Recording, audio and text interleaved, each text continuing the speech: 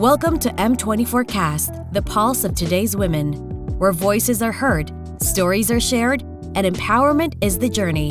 We dive deep into the realms of leadership, innovation, and community, shining a light on the women shaping our tomorrow.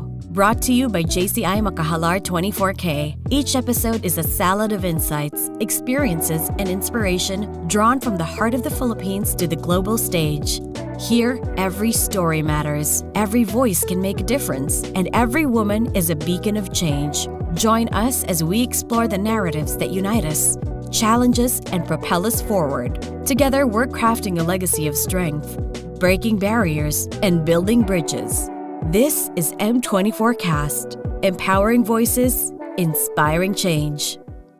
Welcome to another episode of M24KAST, where we share stories that inspire, educate, and empower. My name is Mandy Nocum, and I am your host for today. We're joined by Jan Ireene Pacana-Smith, a beacon of hope and strength, a kindergarten school teacher, and a brave cancer warrior. Riri, as we fondly call her, is also a proud member of JCI Makahalar 24K, and in fact, the current Vice President for Community. Riri, welcome to the show. Your story is one of incredible resilience, if you ask me. Can you start by sharing a bit of yourself and your journey about being an educator and being a cancer warrior at the same time? Hi, everyone. I'm Riri, and I am 38 years of age. I have two sons. They're already 17 and 16. I finished my bachelor's degree way back at 2008, and I finished Bachelor's of Elementary Education major in Early Childhood Program. I actually chose this course because I just want to be a good mom. But I did not expect to be an educator per se. It was not a dream to be a public school teacher. It was more of like the destiny geared me to that path. But I fell in love with it, no. And I actually felt that if only everyone has a good early childhood experiences, there will be no Hitlers, no criminals and everything, because everything starts in early childhood. And I was actually diagnosed with cancer way back 2015, but it was already detected 2014. I was still in denial. The whole family is still in denial. That's why it took a year for us to decide for me to be operated. And that's the time when they saw that I have stage 3C ovarian cancer. I'm pretty sure that hit you by surprise, right? Yes. Because it's amazing how you actually have all the strength to pull through. Tell us what's making you continue to fight. I thought that cancer was just a fever, that you're going to drink a medicine and follow the doctor's orders and then you're going to get cured, but it wasn't the case. So the hardest part was really thinking that you're going to die at any day. And what keeps me going are my children. I need to secure them that they will be resilient enough to accept anything that might happen to me. And also the enema every day. So since I opted an alternative medicine, part of the treatments is coffee enema. You may want to look that up. The process is like, excuse me for those who are eating, I don't want to share na lang. And also the financial challenges as well. Like they thought that having alternative treatments won't be so costly, but actually it's more costly because the as what I have said, all the medicines were imported from Germany, so the medicines are quite expensive. So I'm guessing from that's part of some of the hurdles that you've faced. So aside from expensive meds and how difficult it could be to get them, can you take us through your diagnosis and treatment journey? And what are some of the biggest hurdles that you faced in that journey? Mood swings, depression. Depression was really one thing that up until now haunts me. And when I change my diet, and I also tried to change the diet of my children as well. It's so hard to join parties. You will feel insecure because everybody was eating everything like porks and you're the one like, Riri's here. What are we going to do? Like, what food are we going to feed her? You know, that kind of thing. Like, I felt alone in the world I guess. And also my children were like, oh, just eat, they would tell my children to eat like the meats and everything. And I was trying to build them like a good immune system, a good foundation of their body or their health, so that like whatever health crisis that they will face, I know that they can always go back to what I have taught them to do. I see that behind you there's a bonga. What's that? Bonga Kanay. It's a pageant that you recently joined in, and congratulations for Yes. placing Thank you so in much. that Yes. pageant. Can you walk us through the entire experience? Oh, grabe.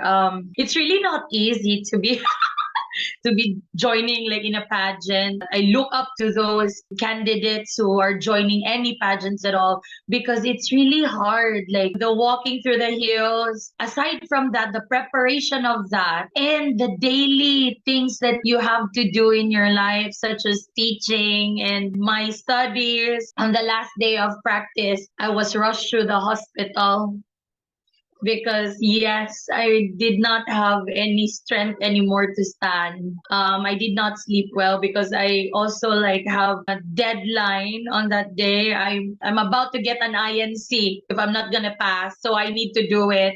So I did not sleep, and then I have practices. So yeah, it's quite hard, no? And you're not once young that you will not sleep, like you will sleep late, and then you would still be okay the next day. But now, like you have to accept that you're already in this age wherein you have to really sleep early. Amidst all this busyness, the battle with cancer, you've continued to teach and impact young lives. So, Yeah. how has your experience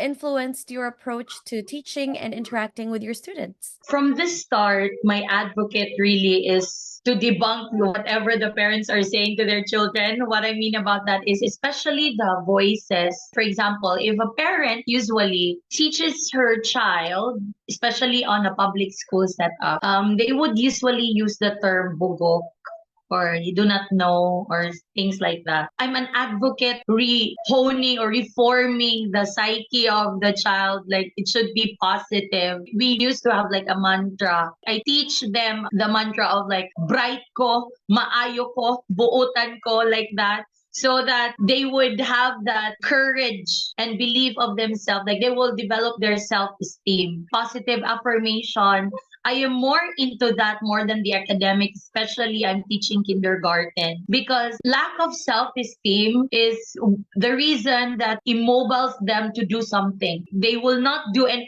teacher, I don't know how to write, like that. So I would have to tell them like, but in a brave face and a tough face, I would tell them that bright ka. Our goal as a kindergarten teacher is to develop these children to be independent learners. So that's why we need to encourage them to do things on their own. So at the same time, to really teach them the right way of life. For example, like since I'm a cancer patient already, I also teach parents as well some tips of like how to make your children eat vegetables. If it's bitter, like do not act that it's bitter. Bitter is just a taste. It's a description of a taste.